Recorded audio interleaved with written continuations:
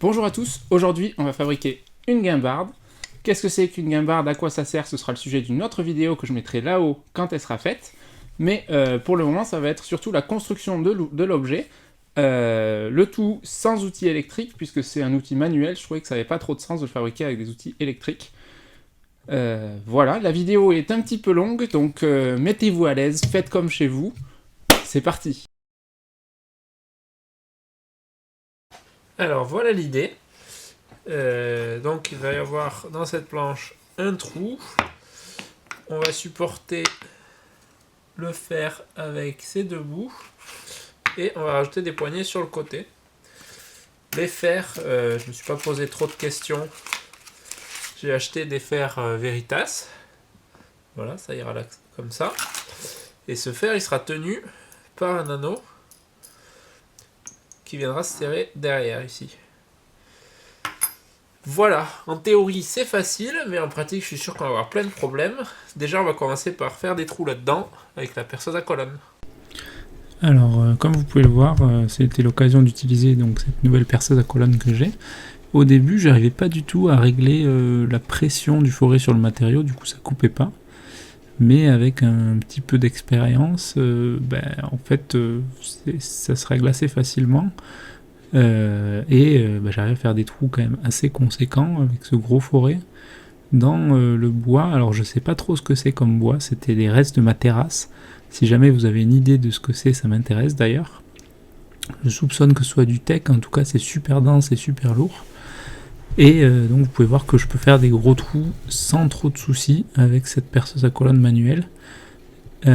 Ça marche bien, certes ça prend peut-être un peu plus de temps qu'une perceuse électrique, mais au moins je fais pas trop chauffer mon forêt. Et quand il y a un forêt plus petit, ça va quand même super bien. Là c'est assez extrême dans du bois super dur. Donc si j'arrive à faire ça, je suis quand même très content.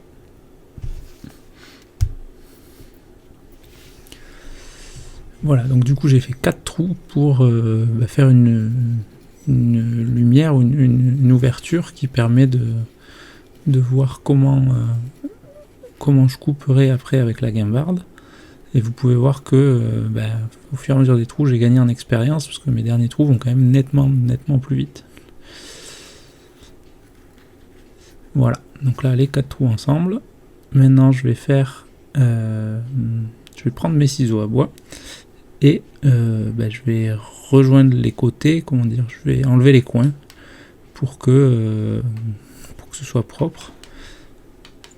Et donc là, rien de sorcier, hein. On y va, on prend la maillet et le ciseau et on coupe. Encore une fois, c'est du bois super dur, du coup il faut des ciseaux bien aiguisés. Et il faut pas hésiter à faire enlever moins de matériaux, enlever moins de bois à la fois pour que ça marche, parce que sinon, à part détruire mon ciseau, ça faisait pas grand chose. Donc voilà. Vous allez voir sur la prochain coin, je vais vous faire que 2 coins parce qu'après sinon ça serait un peu long, mais ça se fait quand même assez bien. Là vous pouvez voir, je trace un petit trait pour avoir ma ligne et ensuite je viens juste casser le coin au maillet et après je vais venir sans le maillet pour fignoler ou plutôt faire une surface plus propre à la fin sans le maillet. Et ça, alors là, si vous avez un ciseau qui est pas aiguisé, c'est même pas la peine d'essayer, hein. Il faut vraiment un ciseau super aiguisé. Voilà, donc assez rapidement j'ai quand même réussi à faire les quatre coins et ça me donne donc quelque chose comme ça. De là on va pouvoir partir mesurer le support que je vais utiliser pour mettre donc cet anneau. Au début je me suis dit je vais tracer mon anneau et je vais découper tout ça par dessus et ensuite je collerai une deuxième planchette au-dessus pour que ce soit plus simple, mais en fait il suffit de faire un trou, donc c'était la deuxième idée. Je fais un trou du bon diamètre et ensuite j'ai juste à faire une toute petite mortaise, donc Voilà, j'ai pris ça comme option. Et pour cette mortaise, en fait, là, je trace mes bords au tranché pour éviter que ça soit pas propre. Et ensuite, j'y vais directement au petit ciseau à bois. Hein. Encore une fois, je prends mon temps parce que le bois est vraiment dur. Et ça se fait très bien. Là, j'utilise le côté, le côté avec le biseau du ciseau vers le bas, parce que je cherche à avoir un arrondi qui va épouser la forme de l'anneau. Au final, on obtient ça. Donc l'anneau rentre à l'intérieur du bout de bois, ce qui va me permettre de serrer mon fer de guimbarde. En parlant de ça, le fer ne rentrait pas dans l'anneau. J'ai essayé par tous les moyens que j'avais disponibles sous la main d'élargir cet anneau, de le desserrer en fait. J'ai pas réussi, du coup au final j'ai pris la lime et j'ai retiré du métal pour que mon fer rentre. Donc là voilà, ça rentre au final. Je sais pas si c'était la meilleure méthode, mais c'est ce que j'ai réussi à faire. Là, maintenant vient le moment du collage. Alors le collage, ça vous montre tout ce qu'il ne faut pas faire. Donc là, voilà, j'avais pas vraiment préparé mon collage. Je vais chercher mes serre-joints, je les place, il y a tout qui bouge. Du coup, j'arrive pas à le coller là où je veux. Je cherche un deuxième serre-joint, je mets des petits coups de marteau. Vraiment la misère. Donc si vous avez des méthodes pour coller les choses sans que ça bouge, moi ça m'intéresse parce que vraiment c'est un truc que je sais pas bien faire. Et j'ai toujours des problèmes quand je colle un peu des choses compliquées. Bon alors maintenant Maintenant donc j'ai rajouté un petit assaut sur un côté pour pouvoir faire un trou bien perpendiculaire à la perceuse à colonne qui va venir faire, en fait j'ai besoin du demi-trou, donc retirer la moitié du matériel. Vous allez voir, donc ça se fait bien avec ma perceuse à colonne. Encore une fois, ça va super cette perceuse, donc je suis très content. Et là vous pouvez voir bien mes petites pierres à aiguiser derrière. Une fois que j'ai fait le demi-trou, j'utilise mon ciseau pour faire en sorte que le trou soit en fait carré. Ça fait une encoche en triangle dans laquelle le fer de rabot va se caler en fait. Ça évite que le fer de rabot puisse tourner. Donc voilà, hein, très facile. Et ça donne un résultat qui est perpendiculaire. Et ça c'est très important pour que le fer après soit bien ajusté. J'ai fini la première partie, j'ai un truc fonctionnel, donc une gambarde fonctionnelle, avec juste ma petite clé, mon petit serrage derrière pour pouvoir monter et descendre la lame. Là je peux monter et descendre la lame, tchac. Et une fois que je l'ai monté et descendu, je serre derrière. Ça marche très bien, j'ai essayé là dans une chute de bois, alors attendez là c'est surexposé mais vous pouvez voir que ça marche plutôt très bien. Et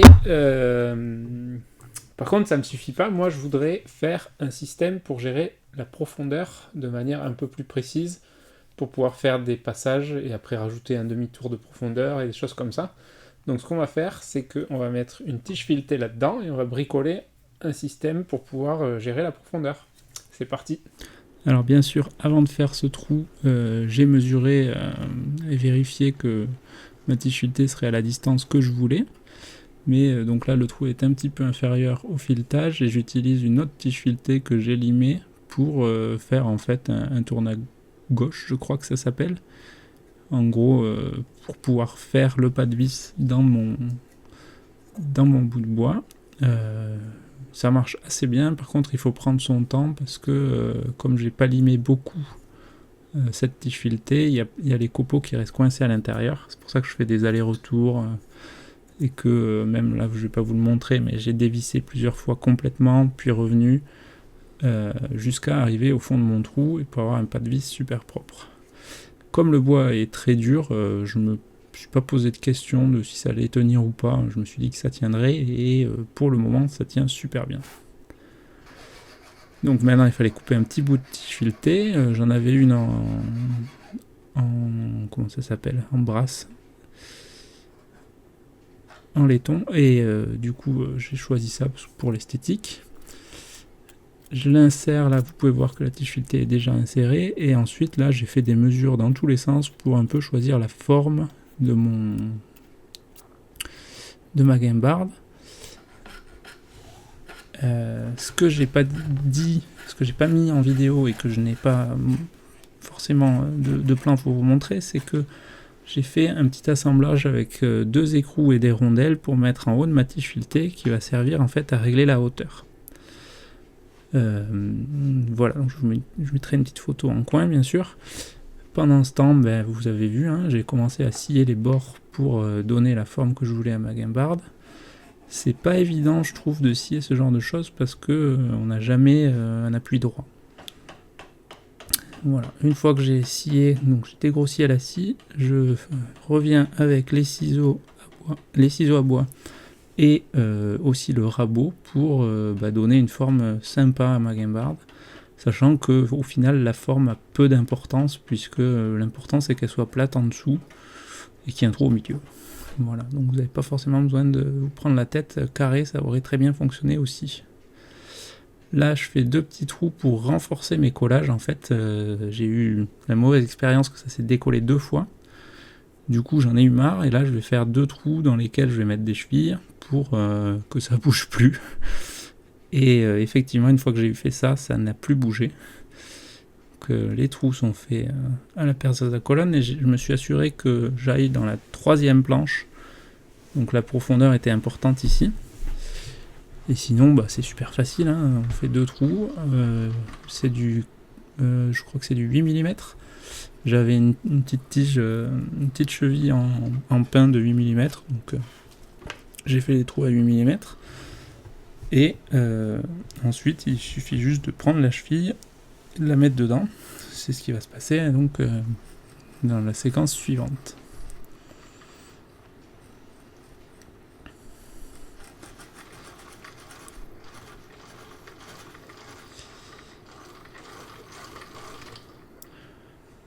Alors ici vous pouvez voir un petit désavantage de ma perceuse à colonne, c'est que comme j'ai pas d'étau, il faudrait que je me bricole quelque chose pour faire en sorte de tenir mes pièces pour éviter qu'elles remontent quand ma perceuse remonte.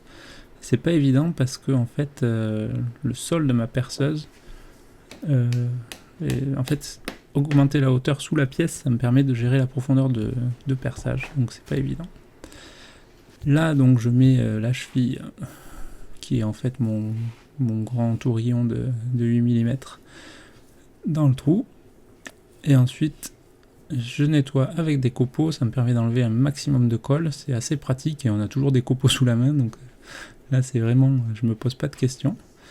Et ensuite donc là j'essaye de couper la cheville comme un couillon sans la mettre dans la presse. Du coup j'y arrive pas, je galère et au final je la mets dans la presse et en 2 secondes c'est fait. Voilà, donc comme quoi, hein, des fois il faut juste prendre le temps d'attacher sa pièce pour pouvoir travailler dessus. Là vous allez voir la deuxième, je vais pas me poser la question, je vais la mettre directement dans la presse. Et ça prend vraiment 4 secondes à couper une fois que ça bouge plus. Alors que j'ai galéré pendant peut-être 1 minute 30 sur l'autre. Donc pareil, hein, un peu de colle. Hop, je l'enfonce avec le maillet. Et en fait là pour savoir si je suis au fond, je l'entends au bruit, ça fait un bruit très différent quand on est embuté. Hop, on enlève une fois encore avec les copeaux, et là donc vous pouvez voir que ça va vraiment pas me prendre longtemps d'enlever le surplus à la scie. Voilà, c'est fait, alors que j'avais galéré pour l'autre parce que je l'avais pas mis dans l'étau. Ensuite ici j'ai récupéré une chute que j'avais dans l'atelier de pain avec ce qui m'intéressait, c'était qu'il y avait des biseaux à 45 degrés au bout. Et donc j'ai récupéré ça et j'ai coupé une tranche de ce pain qui correspond en fait à l'épaisseur de la base des poignées, des boutons de porte que j'avais acheté qui vont me servir de poignée. Alors là pareil, hein, pas très pratique à couper une longueur comme ça avec ma scie. Mais bon, en retournant la pièce et en utilisant la scie presque à la verticale, ça c'est bien fait. Une fois que j'ai scié, je me suis arrangé pour déjà mettre ce petit bout de bois en dehors du chemin et faire en sorte que le bout de bois soit joli. Du coup, un petit coup de rabot rapide. Vraiment pas long, hein, donc là je vous laisse en entier pour que vous vous rendiez compte qu'il n'y a pas besoin de passer une demi-heure à raboter sa pièce. Hein. Voilà, là j'ai fait peut-être 5 passages. Ça suffit, c'est nickel. Je fais pareil de l'autre côté. et j'ai une pièce parfaite. Alors bien sûr, si vous n'avez pas l'habitude, il vaut mieux vérifier l'éclairage de la pièce après, mais moi je commence à avoir assez l'habitude et j'avais pas vraiment besoin que ce soit parfait, donc j'y suis allé comme ça. Ensuite j'ai coupé cette pièce en deux et je l'ai collée. En fait le but c'était d'avoir une épaisseur suffisante pour après pouvoir faire des coupes à 45 degrés. Donc j'ai collé hors caméra et dans la prochaine séquence vous pouvez voir que je vais essayer de faire ces coupes à 45 degrés. Alors je dis essayer parce que donc j'ai tout tracé, je mets dans la presse, je coupe, je me rends compte que ça va pas. Là au ciseau j'enlève un petit peu pour avoir une butée pour ma scie. Mais au final, je vais me rendre compte que je peux pas venir dans ce sens-là avec ma scie, donc j'ai fait cette petite butée pour la scie pour rien. Je vais recouper au tranché dans un autre sens, refaire une butée au ciseau à bois. Tout ça pour dire que c'est une petite pièce que je voulais couper dans des angles bizarres, et ça va pas du tout à mettre dans la presse. Et en plus de ça, c'était pas possible pour moi d'avoir une position de la pièce où je pouvais la couper en une fois, donc j'ai dû la couper en deux fois. Le résultat était assez dégueulasse, je dois le dire, mais bon, c'est ce que j'ai fait, et après, avec un résultat dégueulasse, il suffit de prendre un petit peu de papier de verre, de frotter un bon moment, et on obtient un résultat, ma foi, correct. En plus c'était du pain, donc ça allait assez vite au papier de verre quand même. Voilà, donc l'idée c'est que ça va supporter les boutons. Ensuite, ben voilà, là j'ai donné une forme à mon support de fer. Pareil, ici c'est une étape complètement inutile si vous voulez juste une gambarde fonctionnelle, mais moi je voulais une gambarde aussi jolie, donc j'ai décidé de l'enlever. Et là vous pouvez vraiment vous rendre compte que c'est vraiment du bois dur, parce qu'avec ce ciseau qui est quand même assez aiguisé, je suis obligé d'y aller au maillet pour enlever le plus gros. Ensuite je viens avec un ciseau un peu plus gros parce que j'y arrive, parce que j'ai moins de matière à enlever, et pour finir, pour enlever les dernières marques au mieux, j'utilise mon plus gros ciseau qui fait je sais pas combien c'est genre peut-être 2 cm de large, et je galère littéralement à enlever des copeaux alors que le ciseau est vraiment aiguisé, donc c'est vraiment du bois dur. J'ai continué au rabot à faire en fait un arrondi à l'arrière. Alors c'est pareil, hein, c'est que pour l'esthétique, mais bon, ça me plaisait bien, et je suis vraiment content de l'efficacité avec laquelle j'ai fait cet arrondi. C'est pas grand chose, mais finalement c'est pas toujours évident de faire des arrondis comme ça en 3 coups de rabot, et là ça s'est vraiment super bien passé. J'en ai profité que j'avais le rabot de pomme à la main pour faire des arrondis sur les côtés de la guimbarde, que je finis bien sûr au papier de verre, et ça c'est pour éviter que mes mains s'accrochent à chaque fois sur des bords saillants quand je vais attraper l'outil. Il me reste plus qu'à coller les côtés, donc les supports pour les boutons. Alors là j'ai un petit peu appris de mes erreurs, c'est-à-dire que j'ai vérifié d'abord à sec, et j'ai essayé de le coller, mais ça reste un truc pas du tout pratique à coller, parce que déjà la forme c'est triangulaire, et je pouvais pas serrer beaucoup parce que sinon j'allais écraser le haut. Au final j'ai juste serré avec mes mains pendant un petit moment et ça tenait assez bien, et j'ai fait pareil pour les boutons. Voilà, c'est certainement pas idéal, mais au final ça a l'air de tenir assez bien, on verra si ça lâche. Voilà le résultat final. C'est pas la guimbarde Veritas, mais bon, elle fait son boulot. Je suis assez content du rendu, et en plus je l'ai fait tout à la main sans électricité, donc je suis assez fier de moi, et je serai content de l'utiliser.